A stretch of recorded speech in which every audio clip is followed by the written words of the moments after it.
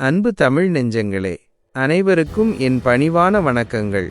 இன்று நாம் பேசப்போகும் தலைப்பு ஒவ்வொரு தமிழனின் உள்ளத்திலும் ஆழ பதிந்திருக்கக்கூடிய பெருமைக்குரிய ஒரு கருத்து: திராவிட மொழிகளின் தாய் தமிழ். இந்த கூற்று வெறும் உணர்வு பூர்வமான ஒன்றல்ல.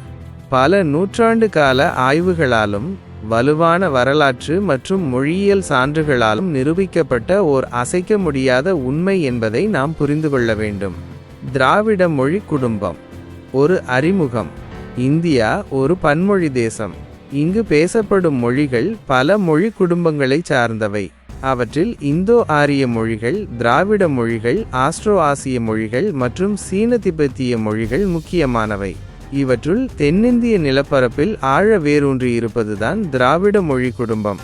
இன்று சுமார் 73 மொழிகள் திராவிட மொழி குடும்பத்தைச் சேர்ந்தவை என மொழியியல் அறிஞர்கள் அடையாளம் கண்டிருக்கிறார்கள். இவற்றில் தமிழ், தெலுங்கு, கன்னடம், மலையாளம் ஆகியவை இலக்கிய வளம் கொண்ட முக்கிய மொழிகள். மற்றவை பேச்சு வழக்கில் மட்டுமே உள்ளன. இந்த குடும்பத்தின் தோற்றம், சிந்து சமவெளி நாகரிகத்துடன் தொடர்புபடுத்தப்படும் கருத்துகள் இன்றும் ஆய்வுக்குரியதாகவே இருக்கின்றன. கால்டுவெல்லின் புரட்சி. ஒரு ஒப்பிலக்கணம். திராவிட மொழிகளின் ஆய்வில் ஒரு திருப்புமுனையை ஏற்படுத்தியவர் இராபர்ட் கால்டுவெல் எனும் ஸ்காட்லாந்து பாதிரியார். 19ஆம் நூற்றாண்டு வரை தமிழில் இருந்து பிறந்த மொழிகளான தெலுங்கு, கன்னடம், மலையாளம் போன்றவை சம்ஸ்கிருதத்திலிருந்து பிறந்தவை என்ற தவறான கருத்து பரவலாக இருந்தது. இந்த தவறை உடைத்தெறிந்த பெருமை கால்டுவெல்லையே சாரும். 1856ஆம் ஆண்டு அவர் வெளியிட்ட திராவிட அல்லது தென்னிந்திய மொழி குடும்பத்தின் ஓர் ஒப்பிலக்கணம், A Comparative Grammar of the Dravidian or South Indian Family of Languages என்ற நூல் மொழியியல் உலகில் ஒரு பெரும் சாதனையாக போற்றப்படுகிறது. சுமார் 15 ஆண்டுகள் தென்னிந்திய மொழிகளை ஆழமாக ஆராய்ந்து அவற்றின் வேர்ச்சொற்கள், இலக்கண அமைப்புகள், ஒலிப்பு முறைகள் ஆகியவற்றை ஒப்பிட்டு திராவிட மொழிகள் வடமொழியிலிருந்து தனித்துவமானவை என்பதை கால்டுவெல் திட்டவட்டமாக நிரூபித்தார். உதாரணமாக 7 என்ற எண்ணை எடுத்துக்கொள்வோம். தமிழில் 7, மலையாளத்தில் 7, கன்னடத்தில் 7, தெலுங்கில் 7. இவை அனைத்தும் ஒரே வேர்ச்சொல்லில் இருந்து வந்தவை. இது ஒரு திராவிடத்தன்மையை காட்டுகிறது. அதே சமயம் சம்ஸ்கிருதத்தில் அது சப்த. இந்த ஒப்பீடுகள் திராவிட மொழிகளுக்கு தனித்த மரபு இருப்பதை வெளிச்சத்திற்கு கொண்டு வந்தன. கால்டுவெல்லின் இந்த ஆய்வு தமிழ் மொழி தனித்துவமாக இயங்கக்கூடிய வல்லமை கொண்டது என்றும் அது எந்த மொழியையும் சார்ந்து இல்லை என்றும் அறிவியல் பூர்வமாக நிறுவியது. இதுவே தமிழ் மொழிக்கு பின்னாளில் செம்மொழி அங்கீகாரம் கிடைப்பதற்கான மிக முக்கியமான அடித்தளமாக அமைந்தது. தமிழ் ஏன் திராவிட மொழிகளின் தாய்? ஆதாரங்கள். இப்பொழுது தமிழ் மொழி ஏன் திராவிட மொழிகளின் தாய் என்று அழைக்கப்படுகிறது என்பதற்கு வலுவான சான்றுகளை பார்ப்போம். 1. தொன்மையான வரலாறு. தமிழின் தொன்மை என்பது காலத்தால் அளவிட முடியாதது. தொல்காப்பியம் எனும் தமிழ் இலக்கண நூல் வடவேங்கடம் தென்குமரி ஆயிடை தமிழ் கூறும் நல்லுலகத்து என்று தமிழ் நிலப்பரப்பின் பரப்பளவையும் அப்போது தமிழ் தவிர வேறு மொழி இல்லை என்பதையும் தெளிவாக கூறுகிறது. சமீபத்திய கீழடி அகழாய்வுகள் சங்க இலக்கியங்களின் காலத்தை கிமு 6ஆம் நூற்றாண்டு அல்லது அதற்கு முற்பட்டது என்று உறுதிப்படுத்தியுள்ளன. இதனால் தொல்காப்பியத்தின் காலம் இன்னும் பழமையானது என தெரிகிறது. தொல்காப்பியத்திலேயே என்ப, என்பனார் போன்ற சொற்கள் பல இடங்களில் இடம்பெறுகின்றன.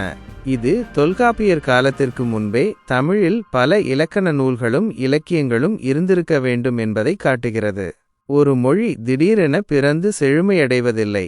அது பல நூற்றாண்டுகளாக பேச்சு வழக்கில் இருந்த பிறகே இலக்கிய வளம் பெறும். இந்த நீண்ட தொடர்ச்சியே தமிழின் தனிச்சிறப்பு. 2. கிளை மொழிகளின் தோற்றம். தெலுங்கு, கன்னடம், மலையாளம் போன்ற திராவிட மொழிகள் தமிழிலிருந்து பிரிந்து வந்தவை என்பதற்கு பல மொழியியல் சான்றுகள் உள்ளன. கிபி 7ஆம் நூற்றாண்டிலேயே குமரிலப்பட்டரால் தெலுங்கு ஆந்திர திராவிட பாஷா என்று அழைக்கப்பட்டது. இது தமிழிலிருந்து அதன் பிரிவை உணர்த்துகிறது.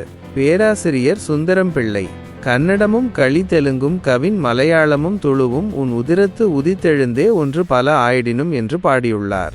இது தமிழ் தாயாகவும் மற்ற திராவிட மொழிகள் அதன் குழந்தைகளாகவும் உருவானதை அழகாக விளக்குகிறது. பழந்தமிழுக்கும் இன்றைய தமிழுக்கும் இடையிலான வேறுபாடு மிக குறைவு. 2000 ஆண்டுகளுக்கு முந்தைய சங்க இலக்கியங்களை கூட ஓரளவுக்கு புரிந்து கொள்ள முடியும். ஆனால் அதே காலகட்டத்தில் வடமொழிக்கு என்ன நடந்தது? இலத்தீனிலிருந்து உருவான பிரெஞ்சு, இத்தாலியன் போன்ற மொழிகளுக்கும் இலத்தீனுக்கும் இடையேயான வேறுபாடு போல பழந்தமிழுக்கும் தற்கால திராவிட மொழிகளுக்கும் இடையே நெருங்கிய உறவு உள்ளது. இது தமிழின் தாய்மைக்கு ஒரு வலுவான சான்று. 3. இலக்கிய வளம். திராவிட மொழிகளிலேயே மிக பழமையான மற்றும் செழுமையான இலக்கியங்களை தமிழ் மொழி கொண்டுள்ளது. சங்க இலக்கியங்கள், திருக்குறள், சிலப்பதிகாரம் போன்ற காவியங்கள் தமிழின் இலக்கிய வளத்திற்கு சிறந்த எடுத்துக்காட்டுகள். இந்த இலக்கியங்கள் தோன்றுவதற்கு முன்பே தமிழ் பல நூற்றாண்டுகளாக பேச்சு மொழியாக இருந்திருக்க வேண்டும் என்பதை நாம் மீண்டும் நினைவில் கொள்ள வேண்டும். 4. வரலாற்று சான்றுகள். இலங்கை வரலாற்றாளர் ராமச்சந்திர தீட்சிதர் தனது நூலில் தமிழர்கள் புது கற்காலத்திலிருந்தும் அதற்கு முன்பிருந்தும் வந்த மக்களின் நேர்வழி தோன்றிய ஓர் இனத்தாரே என்று குறிப்பிட்டுள்ளார். இது தமிழினத்தின் தொன்மையையும் அதன் நீண்ட வரலாற்று பயணத்தையும் உறுதிப்படுத்துகிறது. செம்மொழி தகுதி மற்றும் தொடர்ச்சி. இறுதியாக, தமிழ்மொழி வெறும் ஒரு தாய்மொழி மட்டுமல்ல, அது ஒரு தொடர்ச்சியான வரலாற்று பாரம்பரியத்தை கொண்டிருக்கிறது. இதன் இலக்கிய வளம், இலக்கண சிறப்பு மற்றும் பற்பல தொல்லியல் சான்றுகள் தமிழ் மொழிக்கு செம்மொழி தகுதியை உறுதிப்படுத்தின. உலகின் செம்மொழிகளில் ஒன்றாக தமிழ் விளங்குவது நமக்கு ஒரு பெரும் பெருமை. சமஸ்கிருதத்திற்கு இல்லாத வரலாற்று தொடர்ச்சி தமிழில் உள்ளது. சங்க இலக்கியம் முதல் தற்கால இலக்கியம் வரை கவிதைகள், செய்யுள்கள், கல்வெட்டுகள் என தமிழ் மொழியின் வளர்ச்சி பயணம் ஒரு பொக்கிஷம். முடிவுரை. அன்பு தமிழ் உள்ளங்களே, திராவிட மொழிகளின் தாய் தமிழ் என்பது வெறும் ஒரு கூற்று மட்டுமல்ல, அது அறிவியல் பூர்வமாக நிறுவப்பட்ட ஒரு உண்மை. நம் தமிழ் மொழியின் தொன்மை, அதன் சிறப்பு, அதன் தனித்துவம் உலக மொழிகள் வரலாற்றில் ஒரு பொன் எழுத்துக்களால் பொறிக்கப்பட வேண்டிய ஒன்று. இந்தியா போன்ற ஒரு பன்முகத்தன்மை கொண்ட நாட்டில் ஒவ்வொரு மொழியையும் நாம் மதிக்க வேண்டும். ஆனால் நம் தாய்மொழியின் பெருமையையும் அதன் தனித்துவத்தையும் நாம் நிச்சயம் உணர்ந்து போற்ற வேண்டும். நம் முன்னோர்கள் நமக்கு அளித்த இந்த அரிய பொக்கிஷத்தை, அதன் பெருமையை போற்றி அதனை வருங்கால சந்ததியினருக்கு கொண்டு செல்வது நமது தலையாய கடமை. தமிழ் வாழ்க! தமிழுக்காய் வாழ்வோம். நன்றி.